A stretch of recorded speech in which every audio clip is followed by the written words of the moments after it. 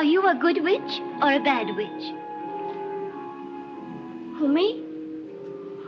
I'm not a witch at all. Released on August 25, 1939, The Wizard of Oz is a musical fantasy about a Kansas girl named Dorothy Gale, who is carried by a tornado to a technicolor land and must find her way home, based on L. Frank Baum's 1900 novel. But what happened to the cast? One died before the film ever aired on television, one survived a fire on set that nearly ended the production, one left Hollywood entirely and spent decades teaching children, one battled an addiction, and so much more went down. So where did they all end up?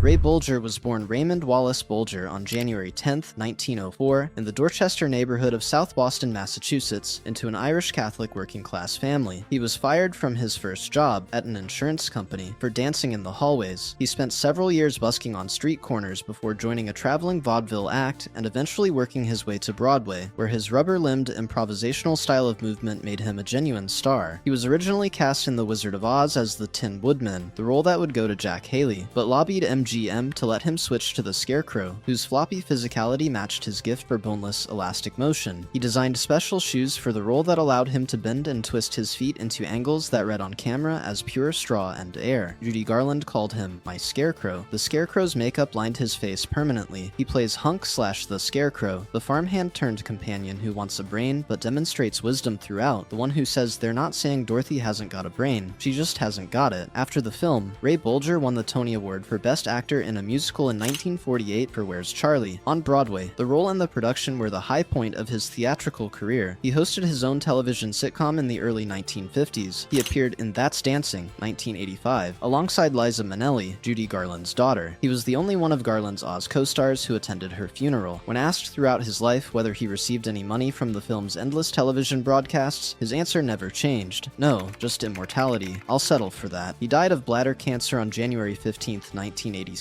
at a nursing home in Los Angeles, 5 days after his 83rd birthday. At the time of his death, he was the last surviving member of the film's main cast. The day after his death, an editorial cartoonist drew the Ozcast dancing off into the setting sun, with the Scarecrow running to catch up. Jack Haley was born John Joseph Haley Jr. on August 10, 1898, in Boston, Massachusetts. His father trained him to be an electrician, and he worked briefly at the Boston Navy Yard, but at 18, he moved to Philadelphia to chase show business. He was a vaudevillian, comedian, dancer, and radio host, a genial, reliable comedian who was nobody's first choice for the Tin Man in The Wizard of Oz. That role had been assigned to Buddy Ebsen, the dancer, who was made up of aluminum powder that settled in his lungs and triggered a bronchial condition. Ebsen spent 11 days in hospital. The studio switched to aluminum paste for Haley and changed the color to silver. Even so, the paste caused an eye infection that sidelined Haley for 4 shooting days and required treatment in a darkened room. The 40-pound tin costume could not be sat in. Haley rested between takes on a leaning board. He later said, when fans told him making the film must have been fun, like hell it was work. He spoke the Tin Man's lines in the soft voice he used when reading bedtime stories to his children. He plays Hickory/the Tin Woodman, the man searching for a heart, a character so associated with warmth and tenderness that the performance required Haley to find the emotion inside the metal. The last public appearance Jack Haley made before his death was at the 1979 Academy Awards, where he co-presented an award alongside his old friend and Oz co-star, Ray Bolger. Bolger gave the eulogy at Haley's funeral and closed it by saying, "It's going to be awfully lonely on that yellow brick road now, Jack." Haley died of a heart attack on June 6, 1979, at UCLA Medical Center at the age of 80. He and Bolger are buried in the same cemetery. His son, Jack Haley Jr., who produced the Academy Awards and directed film compilations of MGM's Golden Era, was briefly married to Liza Minnelli. Haley was godfather to John Lahr, the son of his Oz co-star Burt Lahr. Don't forget to hit that like button and subscribe. We release new Where Are They Now? Videos every week.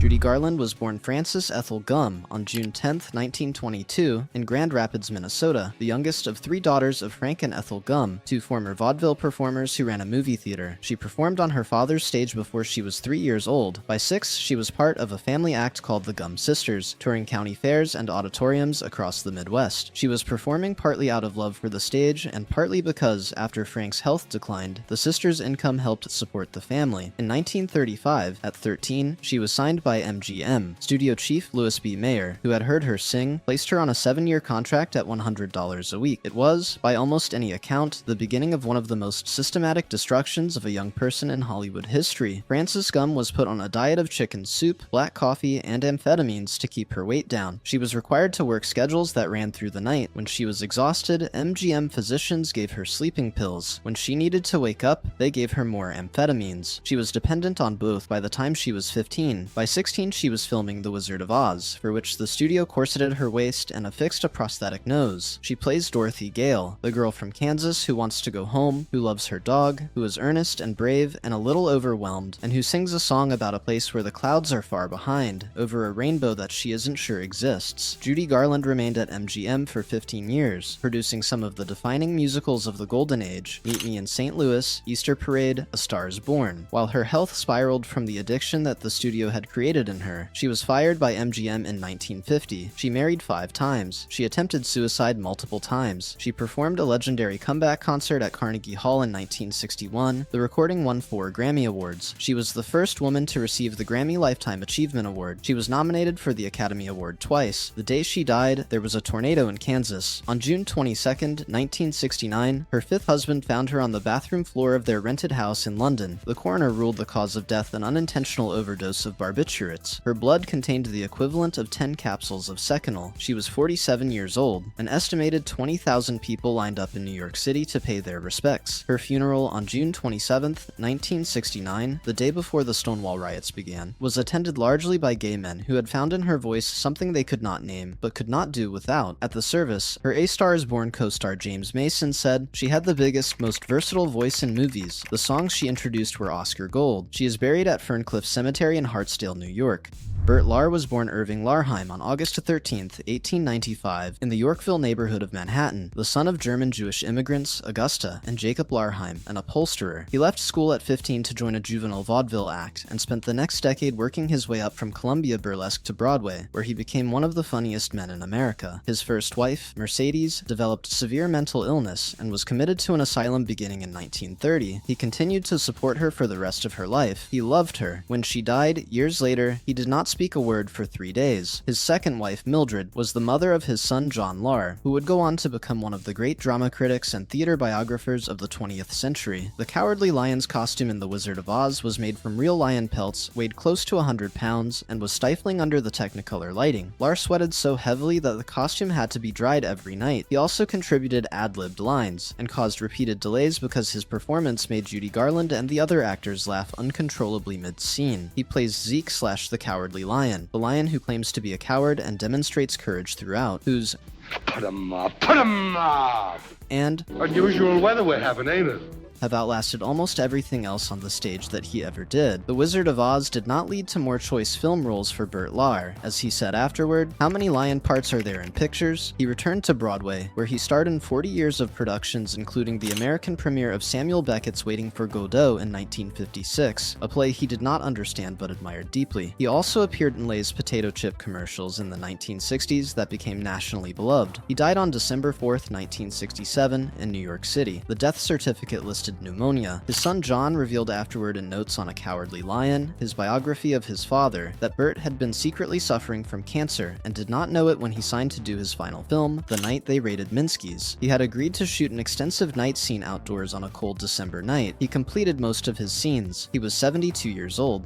Margaret Hamilton was born on December 9, 1902, in Cleveland, Ohio, the youngest of 4 children of Walter and Jenny Hamilton. Her father had colonial American roots in Massachusetts and Connecticut. Her mother's parents were English immigrants. Before she became an actress, she was a kindergarten teacher, first in Cleveland, then in New York, and carried that vocation through the rest of her life. She served on the Beverly Hills Board of Education from 1948 to 1951. She taught Sunday school through the 1950s. She went to schools and gave talks. She was an animal welfare advocate. She appeared on Mr. Rogers' Neighborhood in 1975 to reassure generations of children that she was not, in real life, the Wicked Witch of the West. The role that made her immortal nearly ended her life before it could. On December 23, 1938, during a scene depicting the witch's exit from Munchkinland in a burst of fire, the trapdoor mechanism that was supposed to carry Hamilton below the stage before the fire erupted was delayed. The fire came up while she was still on stage. She suffered second-degree burns on her face and third-degree burns on her right hand. hand. She was hospitalized for over a month. When she returned to the set, she had one condition: no more fire sequences. She plays Elmira Gulch / the Wicked Witch of the West, the film's villain. The fourth greatest villain in the history of cinema, according to the American Film Institute, the most terrifying female screen presence Hollywood had produced to that point. She never considered it great acting. "It's not subtle or restrained," she once said. "What else would they cast me as?" After the film, Margaret Hamilton appeared in dozens of films and television shows and became known, in complete contrast to her screen persona, as one of the gentlest, most generous people in show business. Margaret Hamilton noted that she would sometimes use the witch's laugh in everyday situations, and there is a hesitation, and then they clap. Judy Garland called her "my witch" with warmth. When Judy came on the set, Hamilton said late in her life, "It was as though the lights got brighter. Her freshness and vitality are things I will never forget." She developed Alzheimer's disease in her final years, and died in her sleep of a heart attack on May 16, 1985, at a nursing home in Salisbury, Connecticut, at the age of 82. Her ashes were scattered in Amenia, New York.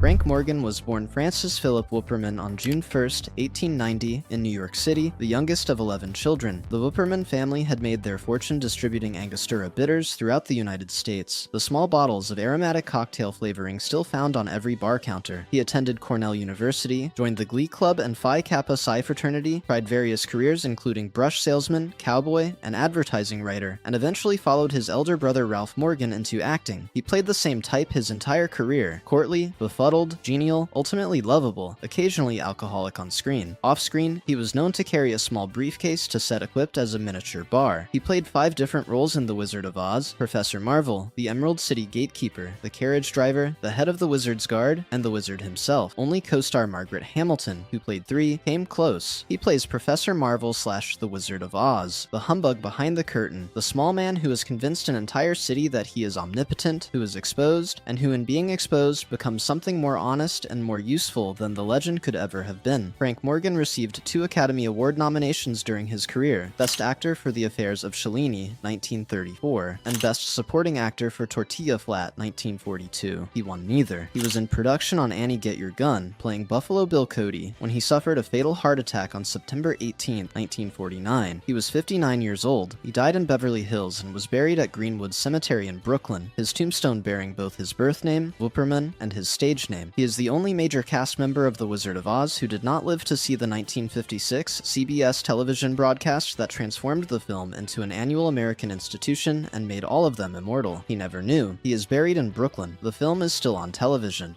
Billy Burke was born Mary William Ethelbert Appleton Burke on August 7, 1884, in Washington, D.C., her father William. Billy Burke was a singer and clown who performed for P.T. Barnum's circus. The family eventually settled in London, where Billy attended plays in the West End before making her own stage debut in 1903 at the London Pavilion at the age of 19. She returned to New York to become one of Broadway's biggest stars of the 1910s, admired by Mark Twain, courted by Enrico Caruso, wearing clothes that department stores replicated and sold under her name. She married theatrical impresario Florence Ziegfeld Jr. in 1914, with her manager threatening to drop her if she went through with it because Ziegfeld's reputation was known. "I felt the impact of his threat and his charm at once," she later wrote, "but even if I had known precisely what tortures and frustrations were in store for me during the next 18 years, I should have kept right on falling in love." Their estate in Hastings-on-Hudson, New York, was stocked with deer, parrots, geese, bears, and a pony formerly owned by the Prince of Wales. The Wall Street crash of 1929 wiped them out. Ziegfeld died in 1932, in debt. Burke spent years repaying what he owed. She never remarried. She was 54 years old when she put on the white gown and the crown of stars, and became the most recognizable of all good witches. She plays Glinda the Good Witch of the North, the woman of light and warmth at the start of Dorothy's journey, and the one who tells Dorothy, at the end, that she always had the power to go back home. Burke considered Glinda her favorite film role. She said it was the closest she had come in pictures to the kinds of parts she used to play on stage. Billy Burke continued acting through the 1940s and 1950s, appearing in Father of the Bride, 1950, alongside a young Elizabeth Taylor, hosting her own radio program, and briefly hosting a television talk show. She turned down the role of Aunt Pitty-Pat in Gone with the Wind. The actress who eventually played it was instructed by the director to perform it as a Billy Burke type. MGM, a studio she was contracted to, also refused to let her play herself in The Great Ziegfeld, 1936, because they considered her too old for the part. Myrna Loy played her. This infuriated infuriated Burke. Her explanation for her retirement from acting was simple. Acting just wasn't any fun anymore. She died on May 14, 1970, in Los Angeles, of natural causes, at the age of 85. She was buried beside Ziegfeld at Kensico Cemetery in Valhalla, New York. The man she had spent 18 years with, whom she had loved past all reason, who had ruined her financially and been worth every penny of it, died in 1932. She outlived him by 38 years. She never stopped talking about him. Thanks for sticking to the end. Don't forget to hit that subscribe button and turn on notifications so you never miss our latest Where Are They Now videos exploring your favorite casts from the past.